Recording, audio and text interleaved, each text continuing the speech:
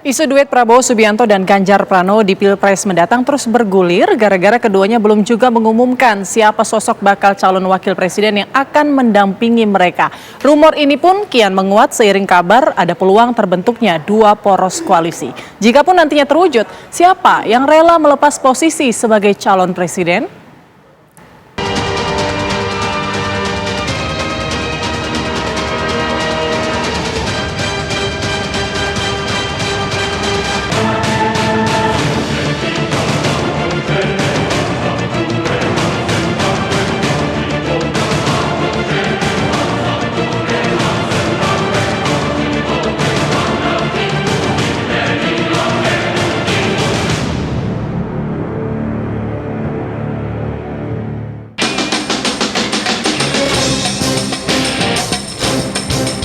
Kejutan demi kejutan politik tampaknya masih akan terus bermunculan jelang pendaftaran bakal calon presiden 2024 yang tinggal menghitung hari.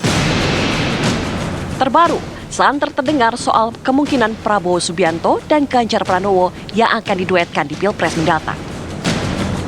Isu ini kian mencuat seiring terbukanya skema dua poros koalisi. Kelihatannya memang akan menuju pada dua poros. Kenapa? Pertama dari sisi anggaran itu memang belum ada anggaran untuk dua putaran. Yang kedua dari isu perbincangan publik memang terjadi dua poros. Nah, poros yang ada itu poros yang memang sebenarnya lebih pada dinamika di elit. Memang mungkin sulit untuk dua poros. Mungkin menganggap ini hal yang mustahil. Tapi karena ini yang merancang elit saja sebenarnya tidak terlalu mustahil. Artinya kemungkinan dua poros menurut saya pribadi peluangnya masih cukup besar.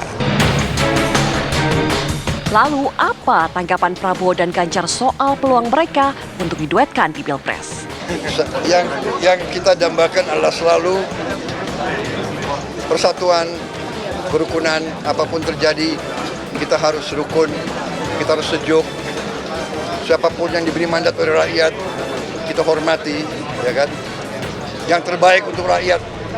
Rakyat Indonesia ingin pemimpinnya rukun dan damai. Saya kira itu saja. Potensi untuk duet sama Pak Prabowo itu mungkin nggak sih, Mas?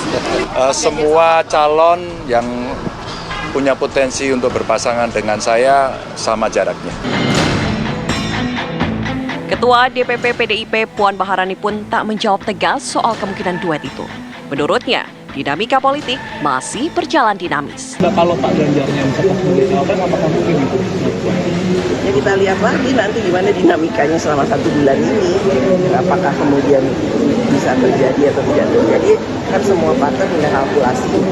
Tapi apakah PDI Perjuangan rela jika Pak Ganjar menjadi cawapres? Kan saya belum jawab, masih mau dilihat dulu iya atau enggak. Wacana duet Ganjar Prabowo bukan isapan jempol belaka. Ini bisa saja terjadi jika elektabilitas Anies dan Caimin kian menggurita.